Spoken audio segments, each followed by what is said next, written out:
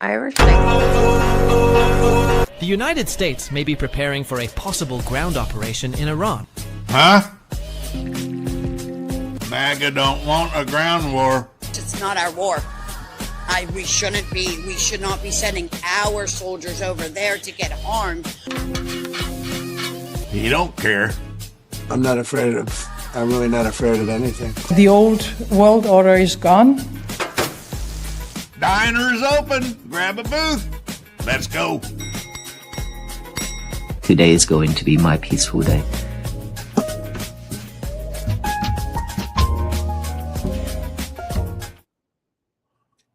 Well, we've actually switched to the ground war on Capitol Hill this morning. Mm-hmm. We'll get back to the other ground war that's coming. But Katie and Blue and Dallas are here. We've been watching Rand Paul and what's this guy's name for DHS?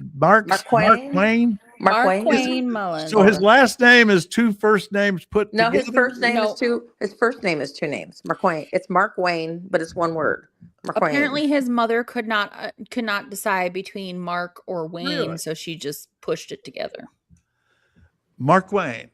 Mhm. So his full first. All right, I'm going down a rabbit hole. All right. All right. Here's Rand Paul getting into Markwayne. Anger had cooled. You were still bragging that if he'd only been brave enough to stand up, you'd have jumped over the dais and taught him a lesson, because that's how men should settle their differences. Do you think fighting as a resolution for political differences is a good example for the men and women of ICE and Border Patrol? As you can notice over my shoulder here is my good friend Sean O'Brien. Both of us have had conversations. Changing the subject. Do these guys? Is there some kind of school for Trump cabinet members on how to change the subject? Both Darbo of us have shaken 101. hands, and both of us agreed we could have done things different. Sean is someone that has become a close friend. We talk all the time. I've been on his podcast. We've talked through this. That's how you handle your differences. See, the problem is their fans, like Fox viewers, they're so damn stupid. You can do these things and they just go right along. I mean, this is a big disadvantage Democrats have. So settling your differences, you go on a podcast, and that's how you handle it. Yeah. That's how you handle it nowadays. Anyway, so we think this is a little bit earlier today. This hearing's going on now, but apparently there's more here when Rand Paul and they have a fiery exchange, I think, in this clip. Not like this, Chairman. I'm glad you guys are friends now and that you've reconciled. But really, it doesn't get to the real point whether or not you think violence is the way we settle things. In the days after the fight, you said, and I quote, "Sometimes people just need to be punched in the face." Is that still your opinion, that political disputes can sometimes and often only be resolved by violence? No, I don't always agree Not with always. that. I don't believe in political violence. I've made that very clear. But sometimes people do need, theoretically speaking, sir, I get it. It's about character assassination for you. That's the way this game is played. I understand it.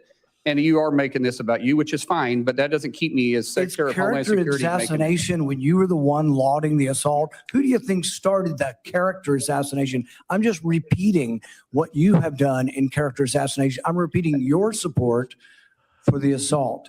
So that's somehow something I started? No, sir. What I'm saying is you're adding a lot. Oh, okay. So they're talking about when Rand Paul got assaulted by his neighbor. Yes. Okay. All right. No, not there. Not there. Not this particular clip, but he did talk about that. That he did go after Rand Paul. Oh, okay. So he's talking about when this guy threatened to beat up the Teamster guy who was testifying at a hearing. I think so. Yeah. When he got up and threatened him and wanted to go outside and have a fist fight or something at a Senate hearing. He was a senator. And he did it twice. He did it with the guy twice. He did it twice. Yep. There were two different hearings and he did it twice. Boy, but now they're buds. This dude's a real winner. Yeah. In the days after the fight, you did many interviews in which you justified the violence as historically justified by precedents, such as caning and dueling. Is it today your opinion that the caning of Charles Sumner was not only justified, but argues still for resolving our... Oh, I got a whole video about Charles Sumner getting caned in my Echoes of America series. I'll have to go dig that up later. Political differences with violence? What I was simply pointing out is some of the rules that still apply to this body. No rules still apply. The rules are that you can cane your opponent. You can cane them. That's the rules now. Oh my God. Dueling with 2 consenting adults is still there. I was pointing out what is still illegal for 170 years. Oh, also he uses protecting the homeland a lot. Oh yeah, I hate that word. I hate that word. For legal dueling. Even then they fled the country. Do you realize that the man that beat Charles Sumner with a cane, he beat him till he was unconscious? You know why no senators intervened? Because his friend held a gun on the other senators, and he kept beating him until he crushed his skull. Good for you. That is exactly what you're insinuating. Nobody ever gets into into that detail. And that's what you live by. Excellent. That is a very, very dangerous sentiment. Oh, I might become a libertarian now. I'm going to switch from...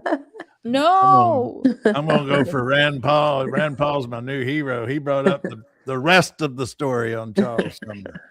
All right.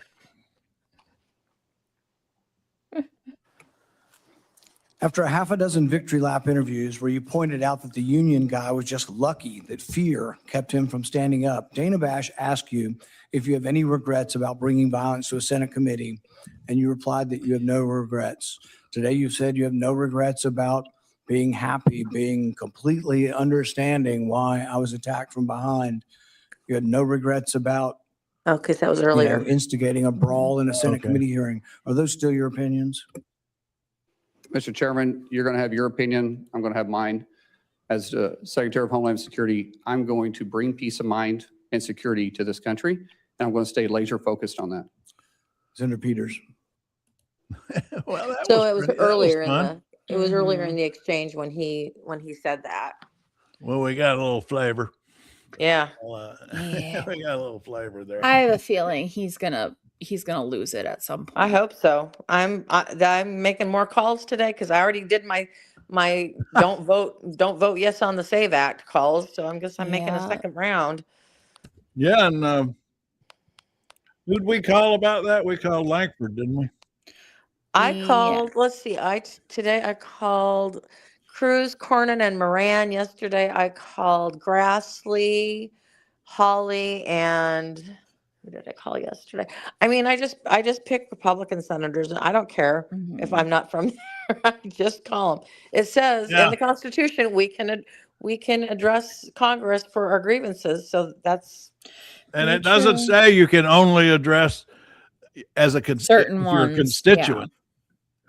Because they're never going to say that, because then the billionaires and then the Chinese billionaires can't give money to senators. I mean, darn. Oh, Egri's here. Hello, Egri. Hi, Egri. Hey, Erica. Now I'm going to get back to war. The other war. We'll get back to this war because it's ongoing. This one here. And we don't know what Cash is saying. Oh, Jack's here too, Jack. Hello, Jack. Hi, Jack. Hey. We've been tracking it's busy on Capitol Hill today. Yeah. We're tracking 2 wars today. We got one, and we got the ground war coming in Iran that I want to get into. Iran. I guess I should Iran. Iran. And then we got the ground war on Capitol Hill. We got him. Plus, we got Tulsi Gabbard over on the Senate side. I don't know where to go. Where do we go? Tulsi. The flip-flopper. What's Eggert got to say? Egri? What's Jack got to say? Jack here? There, Jack. What kind of coffee are you drinking? I'm drinking tea today. Oh, you're drinking nice. tea? Oh. Yeah, I got up this morning and didn't have any ground coffee and didn't feel like grinding a bunch. So Tea is always a good choice. Bulk tea, and I just throw it in coffee maker. My niece tells me she can tell the difference, but I guess my taste buds aren't that good.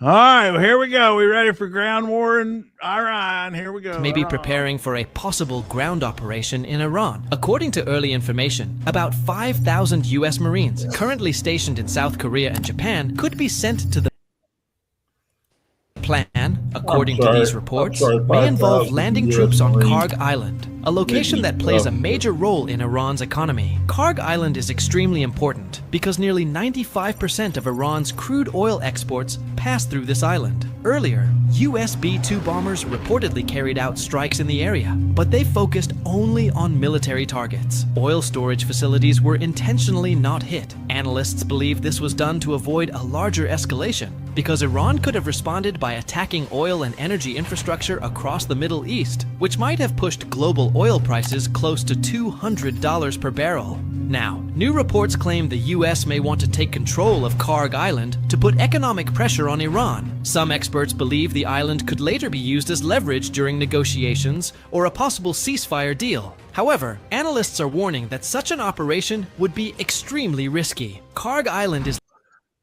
You know, I read some history on this, and when we were allies with Saddam Hussein and his war against Iran, we tried to take this island for 10 years and never did it.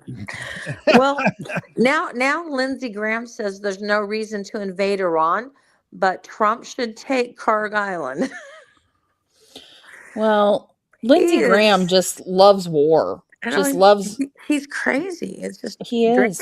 I don't know. No, Lindsey Graham doesn't have 3 brain cells that operate anymore. Yeah, something's going on. Winter's here and wants some tea, Jack. Oh, there's Winter. Let's send Winter some tea.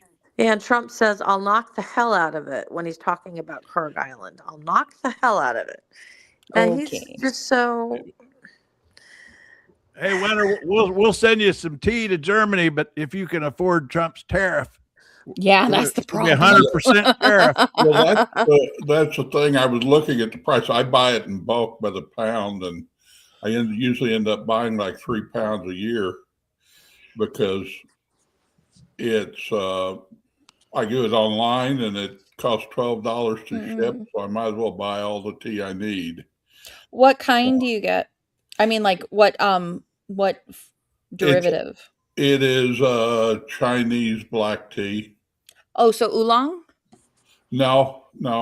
It's just standard. That's what they call it. Oh, okay. So it just kind of, it may be an orange pekoe type tea. Oh, gotcha. I'm a bit of a tea snob, so. Yeah, well, this is pretty good. It's I can't think of the company, but they ship it, and they've got a bunch of different types. They had a kind of a weird flavored Earl Grey I didn't care for. I tried a little of it. But every once in a while. I don't know, Winter. I have no idea. I don't know. You tell me. Well, are there tariffs on tea from the U.S.? Citrus oils in it. Oh, gotcha. The tea went from it was I could get it for like $7 a pound.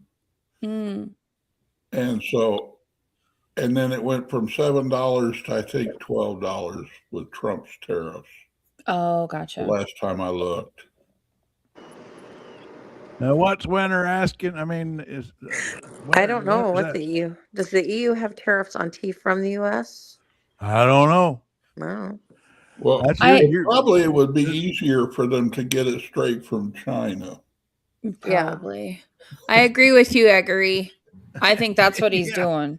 Because why is it in every video where they're talking about war is he bouncing on his feet? He's always bouncing. I think I would love to see the drug use in everyone tied to the Trump administration because it's wild. I mean, between Elon and Thiel and all those guys, I mean, they're all They're all doing something. They're all doing something. They got to be. No. They come by this naturally.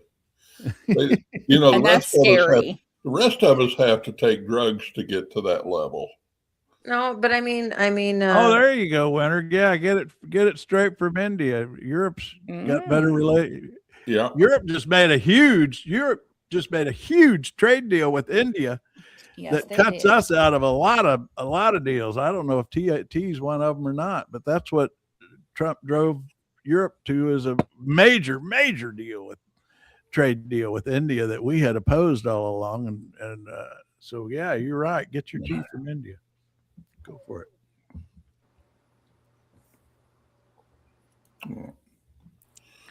Oh, a question for Katie.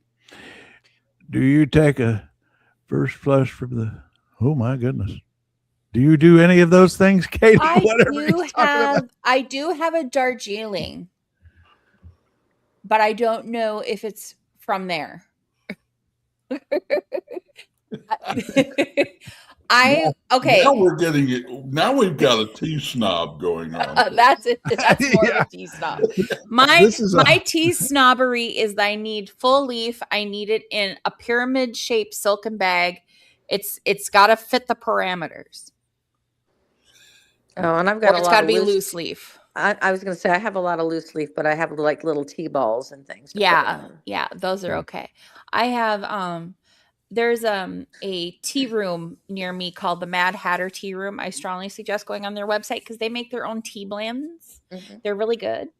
I've had a bag for probably about 6 months and I love it. But anyway, they do one that's really, really good. It's a black tea. It's called the Royal Wedding. They actually made it for when William and Kate got married. Mm-hmm. And it's got like kiwi in it. It has strawberry. It's got all these like real aromatic flavors to it. And it's very pleasant to drink. Very pleasant. And I've got a lot of loose leaf from a company called August Moon. And they're good. They've got some wild. My favorite thing though, they've got one. They got started something here. It's called Psycho Candy. It smells so good. It smells so good. Maybe they have so much energy from the MAGA carnivore diet, eating up all that comes out of Trump's mouth. Eggery. Oh, see now we've reeled somebody in with this tea talk. Yeah, the tea talk. James friend. It's tea talk. Yeah. Only Earl Grey. This is the night. What? Oh, this is Dexter. Oh, hello, Dexter. Hi. Oh, this is Dexter. James friend. Hi there. Oh, I enjoyed you coming on the stage here a while back. I was hoping you'd be back. I see he and David are Facebook friends, so I see. Oh, okay. I see some of his Dexter's comments over there. I've recently restarted a Facebook account against my will. I got mad at him a long time ago. Fair. But anyway, don't let the algorithm suck you in. Don't become a Trumper. Yeah, because it will. Don't become a Trumper. Oh, that reminds me. We're doing something new today. I need to get over here on Blue Sky. Got a little thing going on here over at Blue Sky today. We get that on the screen. Let's see.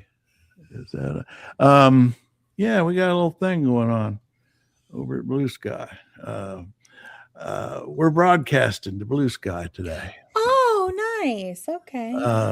If I can, I wanted to show you how it works. If I can figure out where anyway, y'all keep talking while I play.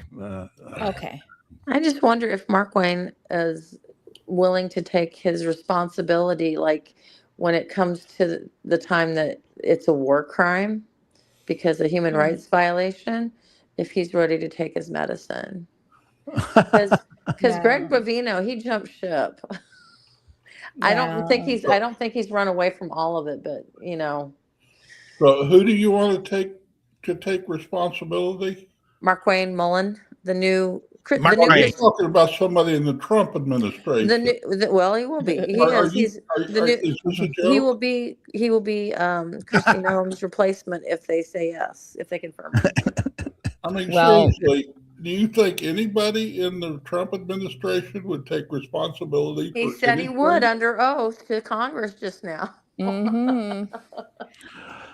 Well, no, we don't keep track of those kind of things, Dexter. Congress and nothing will happen.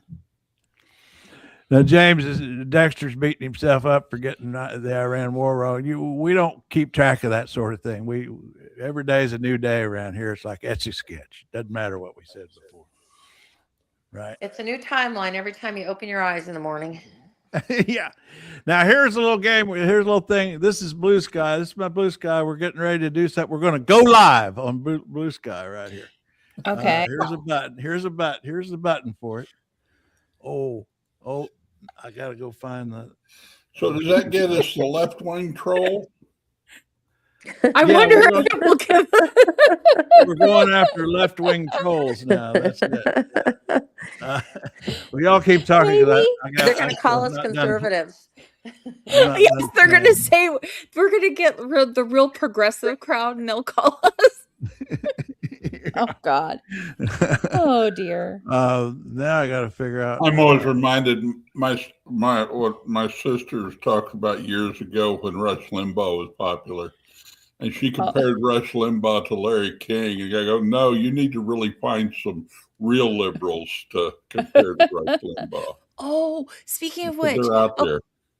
So several years ago now, my monster-in-law put me on a text list of Republicans. So I get Republican texts constantly. I got one from Newt Gingrich last night. Oh my.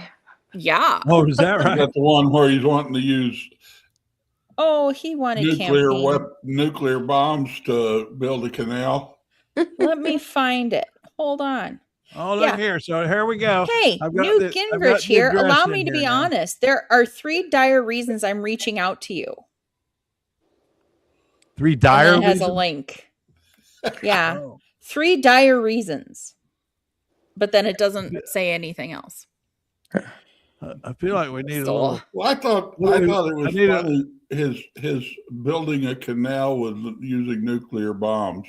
Yeah. That goes back to, what is it? Fishing with the dynamite. Early 1950s when they were saying all the different things they could use nuclear explosives for. And of course, none of it turned out to be real. Right. It was just. All right. Now, y'all ready? We're going to go live on Blue Sky. Yeah, now. go for it. I just got the address for it here. I had to look it up again. All right. See that I'm hitting a little go live button. Here's the go live button. I'm clicking that. And then we'll get a little, let's see, what do we need here? Let's do an explosion. No, that's not so good. An explosion? I don't like that. An explosion for Newt. An explosion for Newt. Yeah, a long spot. Here we go. Now, so now what I like about this chat is how Craig makes it up as he goes along. Now look at here. You can see over here up in the top left corner. See the red lights there, the little flashing red lines around the Trail Mix logo. That's now everybody on Blue Sky, and it says live. So our logo is now live on Blue Sky. When they click that, they see this, and then they can go to the live link. There's lots of layers there. It doesn't just show up as live. Like there's because sometimes. Well, see, I'm in the profile. If somebody that's not, a regular user, they're going to get a click that goes straight to the actual. Because usually any followers, it shows up in a story or something. And well, I'll show you here here's what it's going to look like. I think on. I mean, this is literally. See, here we are on Blue Sky here. Blue Sky here. I better mute it. So this is what it looks like on Blue Sky, right here. So we got us in double here. See, everybody's in double. We got. Oh my God. We got us on YouTube in the background and Blue Sky up top, and we're also over on Lazy Man Cooks. And I'm working on TikTok. I've got TikTok is a process. Don't you have to take a class or something? Well, I told them I'm not taking a class, and they said, "Well, okay, if you're not going to take a class, you got to wait 2 weeks." And I said, "Okay, I'll wait 2 weeks then, but I ain't going to the class." And So, so pretty soon we'll be broadcasted on TikTok too, and then we can't talk about pot. We can't talk about drugs. Darn. Yeah. Okay, what's happening over here in comments now? What do we got, James? Oh, that's Dexter. Oh no, we already dealt with that. Okay, and winter. Oh, I agree with you. That is one of my pet peeves. You know, to be honest, when somebody said, or when somebody says, frankly, or to be honest, or to tell you the truth. In other words, the rest of the time you were lying. I mean, when you it is the prelude to your next story. Hey, I'm an old storyteller, you know, and you say, well, let me be honest here. You know, this is how this works. And then you start making shit up. Yeah, honestly, I thought Newt Gingrich was dead. I was like, oh. I did too, until he said, hey, let's make us a new canal with nukes.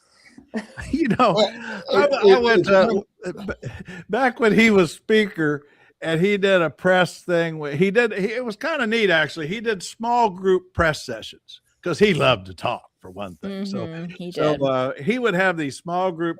They'd invite only about 8 or 10 reporters in at a time, you know, and so you didn't have a big gaggle, and it was pretty calm, and you could actually have a conversation.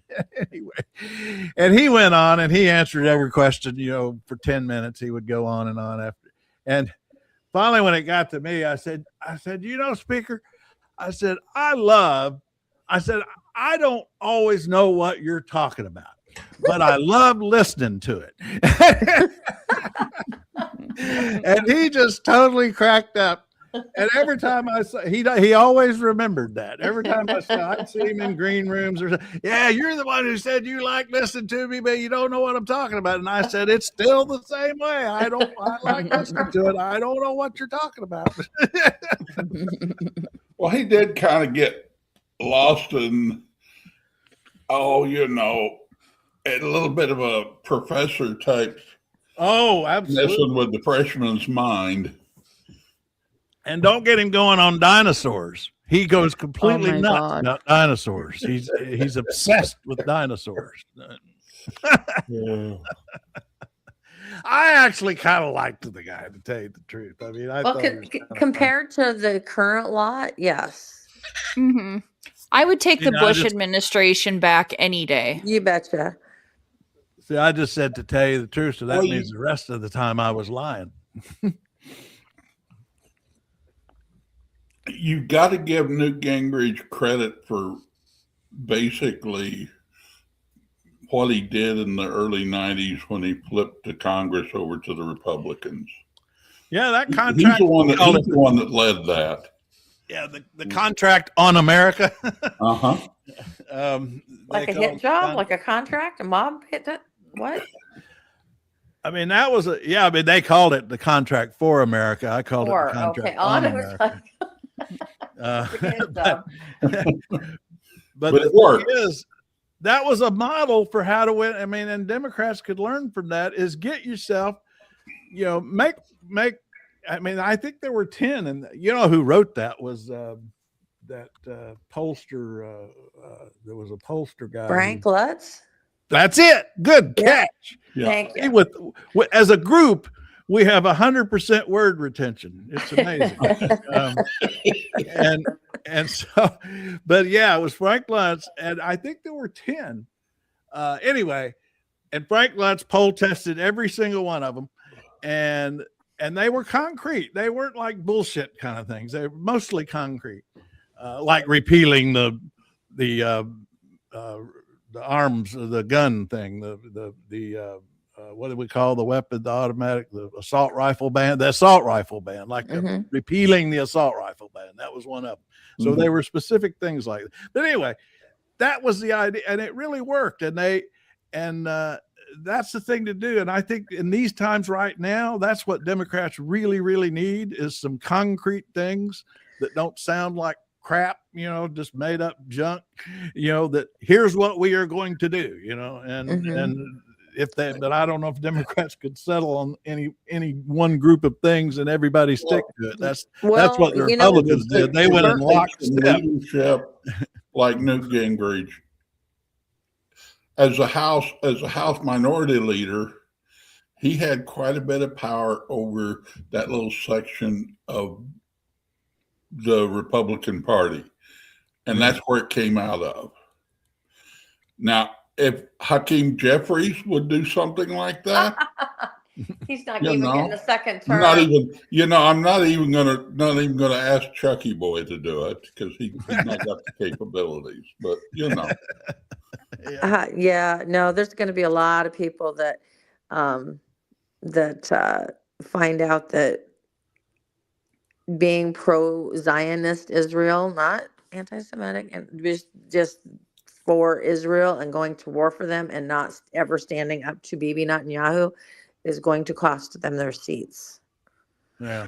Well, I think the whole thing with the Middle East is this is not 1970. I was just looking at a chart, and basically we are not dependent on Middle East oil like we were in 1970. Mm-hmm. I mean, we were really, they basically almost shut our economy down when they did the oil embargo. I was in high school, and that was the national debate topic, was resolved that the United States will, find a way to become energy independent. That was the national debate topic back then. Were you in what do they call that? Were you in that program? The debate? What did they call the debate? Just debate. I don't know. Well, it had a name. That organization that ran that in the high schools. I don't know. I was on speech and debate team. Yeah, I was like varsity debate, and then you get to go to state, and then you can go on and on. Yeah. But I had a chance to go to New York for the first time, so I told my partner, I'm like, can you find another partner, because I got to go to New York. I don't want to go. You had to go to New York for other reasons, not for the debate. Yeah, because I needed to go to New York because I had never been there before, and I had a chance to go. Then you got to go. And so it's like I said, can you find another partner? Because he's like, no, you go to New York. I will find somebody else. That is great. I tell you, that is great education. I learned more being part of the debate club than I did playing for the football team. I was in speech team from 7th grade until my senior year of high school. And I went to state 3 times, and I was captain from my sophomore year through the rest of high school. Fantastic. And honestly, great education. Not only was it educational, it also was building confidence. And yes, I was a very shy kid, and being on that and working with other kids, I became a judge after that, and I judged other kids doing their presentations, and it's really awesome. Just they don't have debate. They don't have debate in winter in Germany. They don't have that in schools, the debate clubs. Really? Now that's something y'all ought to have. Actually, I think it'd be a good thing. Yeah, I learned more. I think it's great for kids. You nailed it. The confidence building.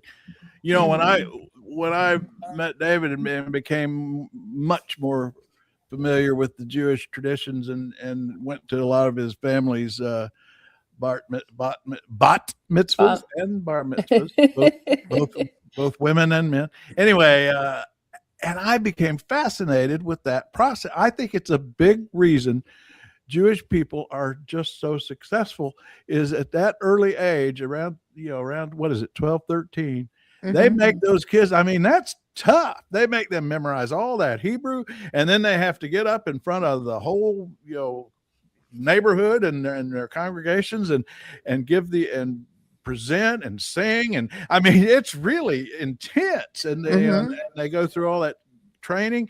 And I think that builds a lot of confidence in your old kids. That is really important. That is not really much of a tradition in other societies, I think. Yeah, I think I got even more confidence though, just going to New York and wandering around and finding my way around and not getting killed in 1979 on the streets of New York. I'm surprised. It was rough. That was Rodney Alcalatine, girl. That was back when New York was New York, huh? Yeah, it was. And it was like, and I was, I'm a dumb kid from Nebraska. I don't know any better. And it's like, they're like, okay, nobody go anywhere alone. And so I left with like 20 kids, and it was like I came back with one other person. We all just split up. We went on a senior trip. It would have been in 71, which went to Washington, D.C., and then on up to, we spent 2 days in New York City, right in the middle of Times Square. And here I am, a little country boy, that the only prostitute I'd ever seen was Miss Kitty on Gunsmoke. Gunsmoke. And well, now, was she actually a prostitute? Blocks with prostitutes. We walked past, and for some reason the adults turned us loose, and so we decided to go. I think to somewhere, Empire State Building or whatever, some place that, well, it wasn't too far to walk, and so we took off walking across Times Square area in New York City, a whole bunch of country kids. Yeah, we stayed at the Vanderbilt YMCA. We stayed at a YMCA somewhere. Was it the Vanderbilt? We stayed at a YMCA, and then it was late at night when we got in, and they're like, because somebody on the bus had chicken pox, and we had to find a place to drop them off. Oh. Anyway, so the rest. Wait a minute, Miss Kitty was a prostitute? She was a madam. She was a madam. I didn't remember that. Oh, I just ruined it for Craig. That's going to be bothering me for the rest of the day. He was a saloon girl. Yeah. Now, James, she ran. You're right. She was the madam. She ran the dance hall. Oh, Kent. Senior class trip. Good for Kent. you, Dex. Dex is talking about Kent. Oh, Kent's the guy that quit yesterday. Yeah. I believe it. That guy's kind of nuts. Did you? He's a white supremacist for sure. He's a wacko. Yeah. But he isn't on board with what Trump is doing. So, and he left. He quit. Mm-hmm. John Lindsay, boy, there was a Republican who'd never get anywhere today in the Republican Party, John Lindsay. They'd run him out for sure. I want to find somebody who comments here that went to New York when Fiorello was president or mayor. Mayor. That would be a little older than me. Now, did y'all see this? Pat D put this on Trail Mix this morning. John Allen at NBC or MS Now, wherever he is now. Anyway, interviewing these MAGA former. I don't know if you no longer support Trump, can you still be MAGA? I think that's a question these days. I guess not. I don't know. I don't think so. Did you see that? You can hear this woman talking about the war, because it brought to mind what we were saying here about if you're not MAGA. Anyway, here she is. Something to President Trump, and he was going to hear you right now, what would it be? You are a worthless pile of And you voted for me how many times? 3 times. That was my bad. Apparently, I'm an idiot. Are you displeased with the war in Iran? I mean, this woman cracks me up. Yeah. I think she's for real. Because I've seen these people interviewed, at MAGA rallies and stuff. I mean, she just fits. I mean, and she's done. She's done with Trump. She's probably Marjorie Taylor Greene's first. You're a worthless pile of And you voted for him how many times? 3 times. That was my bad. Apparently, I'm an idiot. Are you displeased with the war in Iran? Yes, it's not our war. We should not be sending our soldiers over there to get harmed when it's not about us. It's about them. Like, why are we sticking our noses where we don't belong? What do you think about the decision to strike Iran? It was a great decision. I think somebody else should have done it a couple of years ago, the last 3 other presidents. Are you willing to pay higher prices at the pump if that's the cost? Yeah, I'm willing to pay a little more, yeah. Why do you think gas prices going up?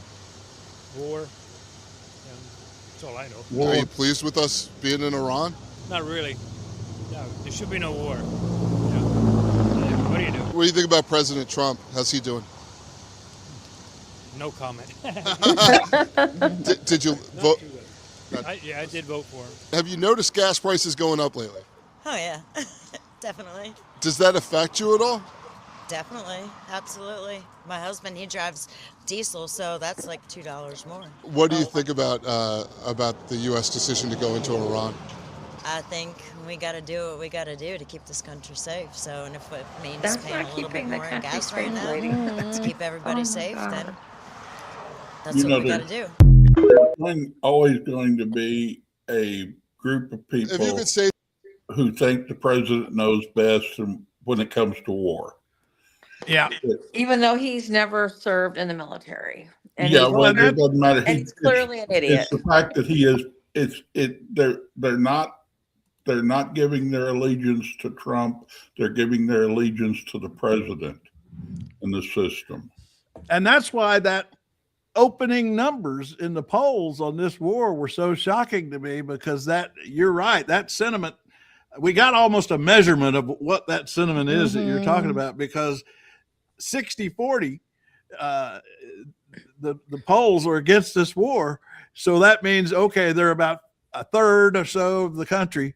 That's what you're saying. Okay, if the president wants a war, I'm for it, because I've never seen a war at the beginning so lopsided. The country's so lopsided against it. Yeah. Never. But I was going to say, Winter, part of the thing with MAGA is he promised them no new wars, no foreign wars. So he is not, that part of it is him not being MAGA enough to keep us out of the war. That's the America First movement. That is the isolationist group. But that's part of MAGA.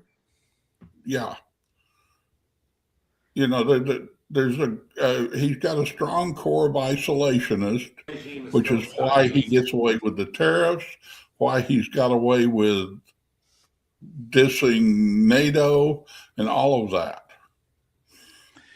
In fact, and lost I a lot of actually Republicans just because of that.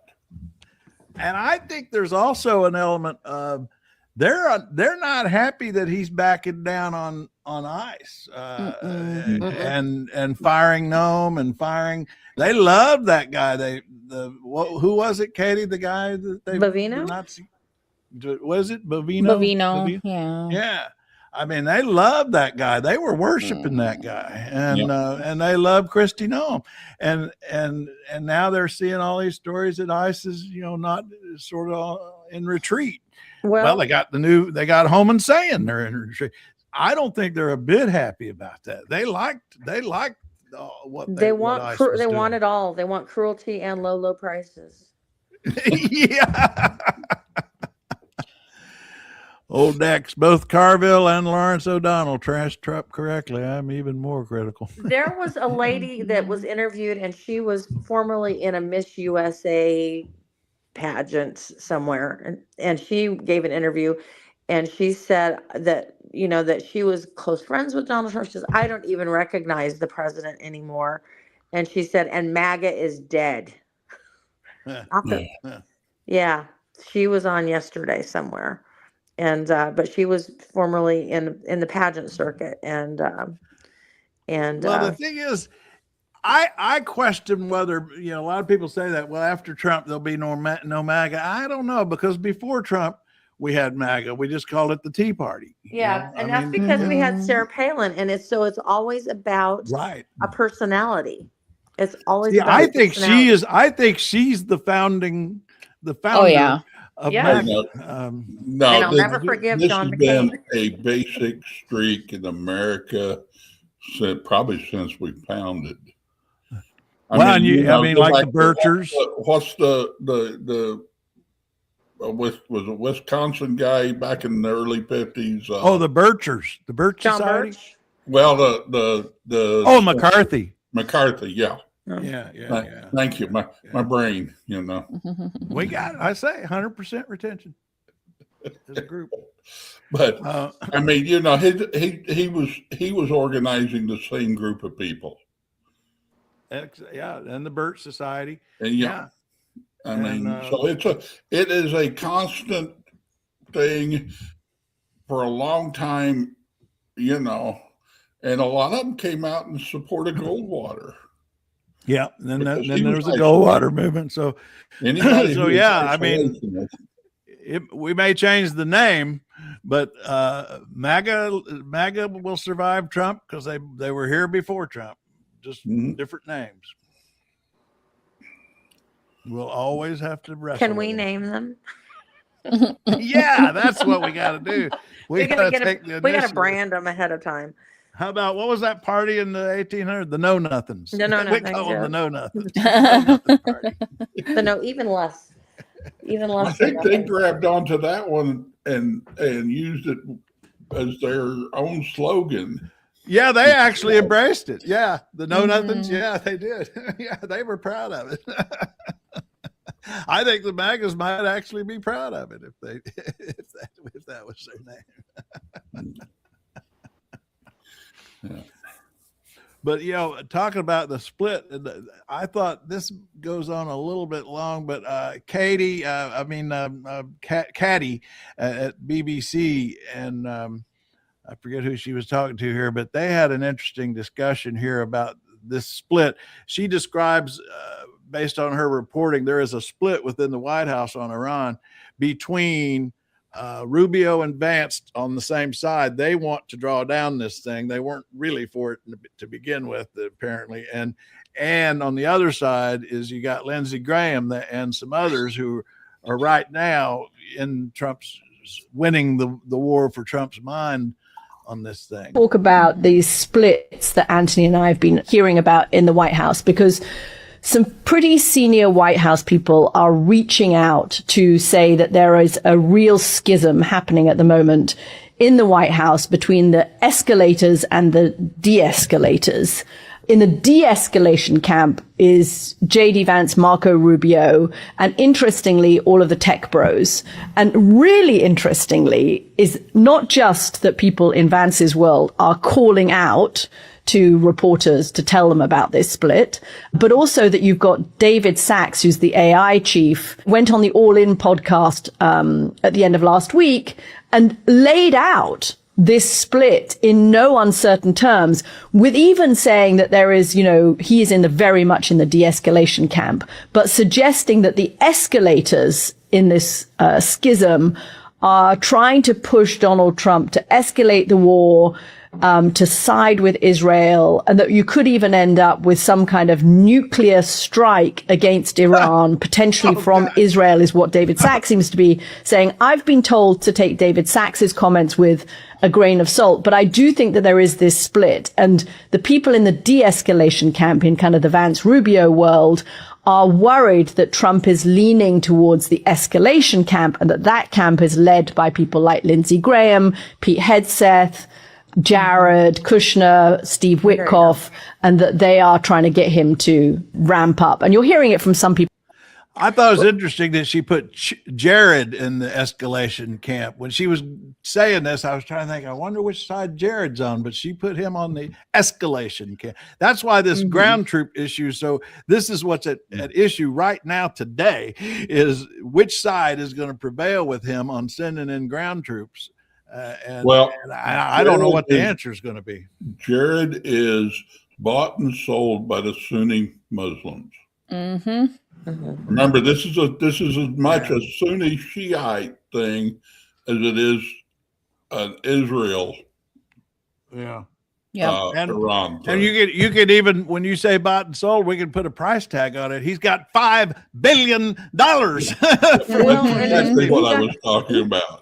$25 million a quarter for management fees. He got $25 million every 3 months for management fees. I don't know. Every time I turn around, I hear where he gets another $2 or $3 billion from one of the Gulf oil states. Absolutely.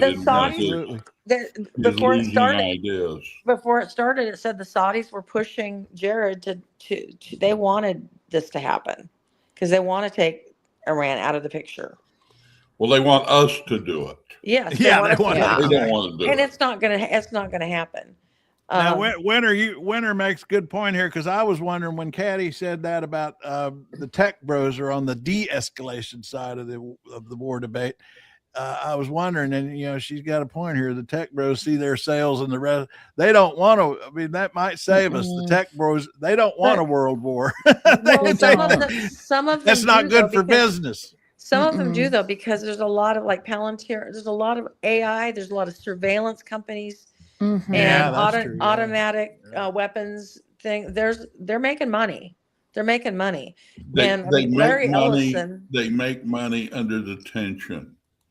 The minute the war starts, they can't trade with all those people worldwide. No, they're actually making money off of their product, off of their AI, and off of their automatically. As long as we're doing it, as long as we're in the tension mode. Tension, that's an interesting distinction. It's like they make more. It's like the defense industry. They probably made more money on the Cold War than the Hot War. Except now we've blown through a lot of our missiles. Apparently, we've really depleted our stash. I was reading something recently about, I think it goes back to World War II or World War I, one of those, about some of the companies that were making good money in the U.S. They were making really good money selling arms to Europe until the U.S. got in the war. And then all of a sudden they couldn't make any money because the United States started putting price controls on them. Mm-hmm. This is kind of a funny AI thing I want to show you. I've developed this repeated reusable thumbnail with this blackboard here on the diner table, so that we don't have to redesign the thumbnail every single day. We just come up with text to put on the chalkboard. So anyway, when I was working with AI to make this one yesterday, Silas said, "You want me to put a tank on the table?" It was his idea. And I said, well, okay, let's see what it looks like. And so there it is. He put that tank on that table there. So there you go. AI is gunning for war. He's wanting to go to war. Let's put a tank. He was like a kid. He says, "You want me to put a tank on the table?" And I said, okay. Now I will say this much about your post that you're promoting today's chat. The picture of the dead Iranian was way too clean. It was almost like a stage prop dead. Yeah, and I tell you what, there's an interesting story about that image. That this really is kind of interesting. I know I nerd out on this stuff, but what happened is this morning, Silas would not make that image this morning. Because he said there are certain individuals I can't depict in an image, and one of them was like Pritzker. I said, well, then show me what you can. And so he made an image that just showed Pritzker, and it said generic incumbent or something. Like he wouldn't put Pritzker's name in there. I thought that was so weird. So anyway, and I do this a lot because I maintain both Chat GPT and Gemini accounts. So I went over to Chat GPT and gave it the same prompt, and it actually produced the image then with the names on it. But with that image you're talking about, Jack, that was kind of almost clinical, the image of the dead guy. So yeah. Anyway, I had an interesting struggle with them this morning over that. So it's kind of interesting what the restrictions they put on their AI then, huh? We go back and forth on guidelines all the time, and I'll ask for something, it'll say that violates my guidelines, and then I say, well, tell me what the guidelines are, and I have an interest. I learn a lot about what's going on in the programming of these AIs when I have these conversations with them. You guys sure hear a lot of stuff, but you hardly ever say what you got your information. I check out trail mix from time to time, and you guys are always loose with the facts and what you know. Oh, really? There's links everywhere. Well, I mean, I'll take your point and ask you, Brett, when you see that on Trail Mix, it's easy to comment. Just go on there and ask us, where's your support for that, or why? Well, we'll get into that conversation. That I was going to say, Craig, that is one of the little Darvo bot things. They say if you say something and it's a known fact, and they go source, and my own family will do that to me, source, and I'm like, it's right here, and then they shut up. Yeah. Oh, by the way, there was the Trump X post that just said statehood. Oh, Venezuela. Oh, He wants yeah. to make Venezuela the 51st state now, since they won the World Baseball Championship. Yeah. Nonsense. What was that? I don't know. It was like a bunch of different countries playing baseball. I didn't watch it. It was like, what is this? But seriously, there, Brett. I'm not kidding. I mean, when you want to raise a question about our sources on Trail Mix or something, that's what you can do. You can go right there and comment and ask us. We'll have that conversation anytime you want. Yeah, right there. Uh-huh. Now, Blue in Dallas pretty much gives her links.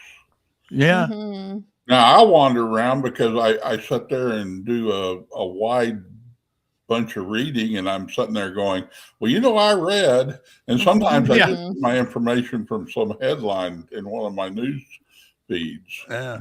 Right. Yeah. I do that. I do that with what's going on in Minnesota, because I get newsletter from the Tribune that tells me all their stuff that's going on. Yeah. And I'll tell you, Brett, I suggest you apply your standard for demanding sources to our president when he says things like, I talked to a former vice president, to a former president.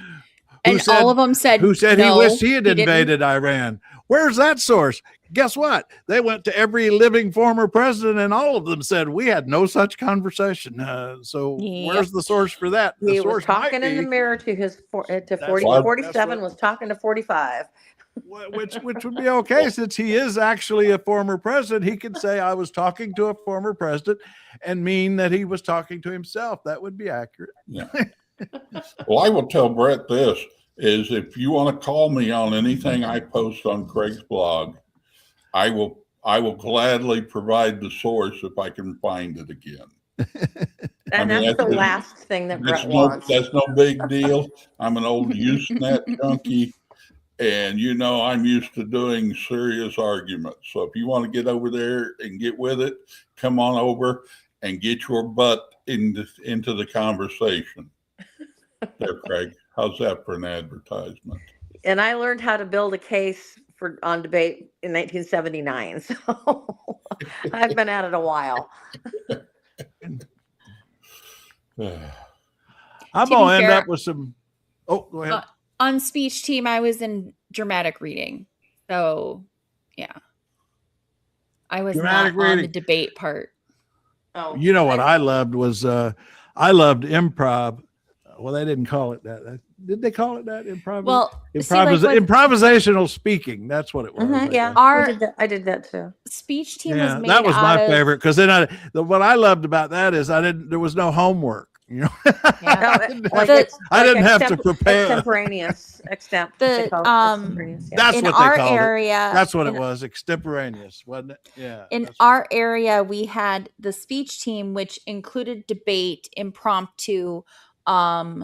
It had informative, all these different prose, poetry, all different forms of public speaking.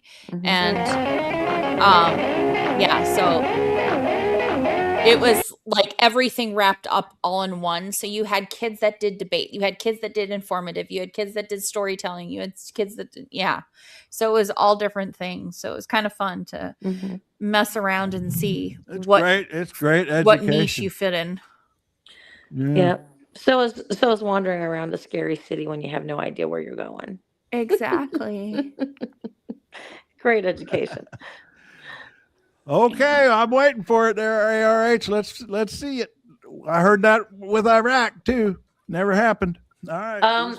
When they're still getting bombed, they're not thanking him anymore. I mean, they were glad to get rid of one leader, but they've got another one, and they're still getting bombed.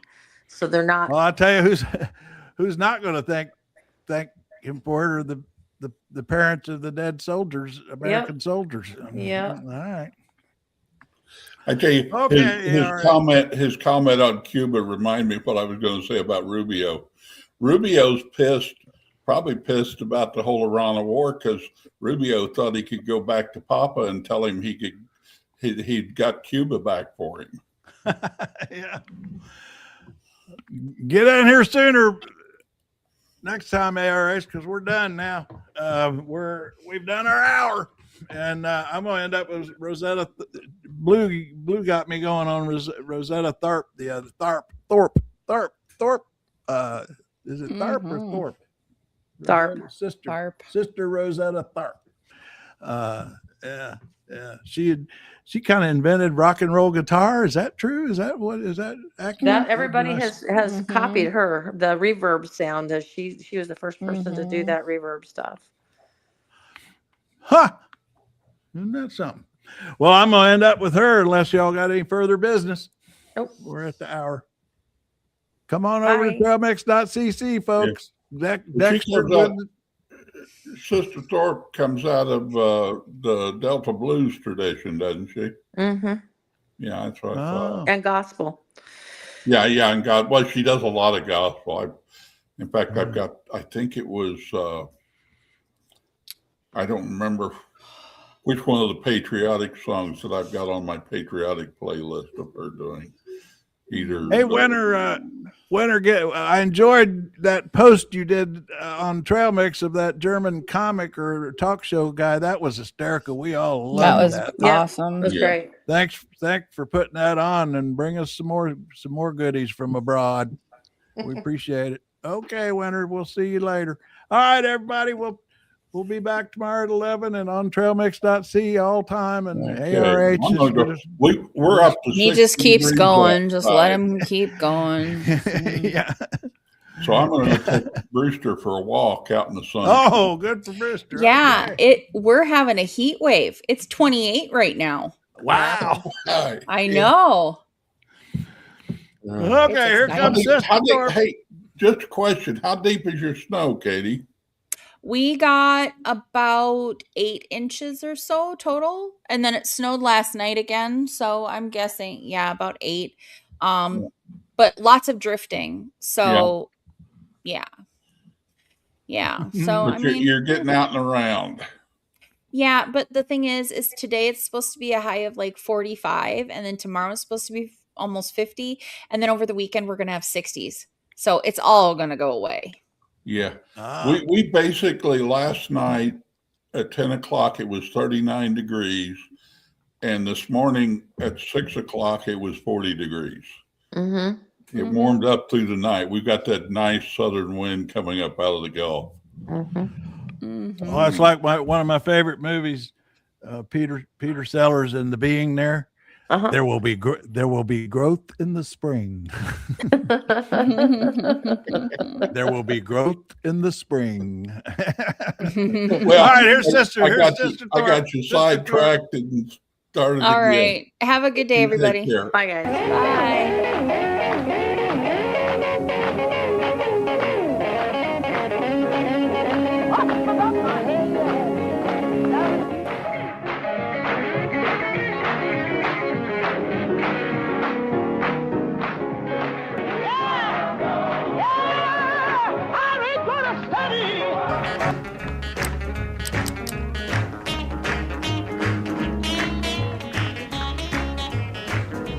Didn't it rain, children?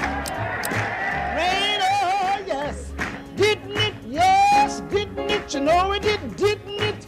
Oh, yeah.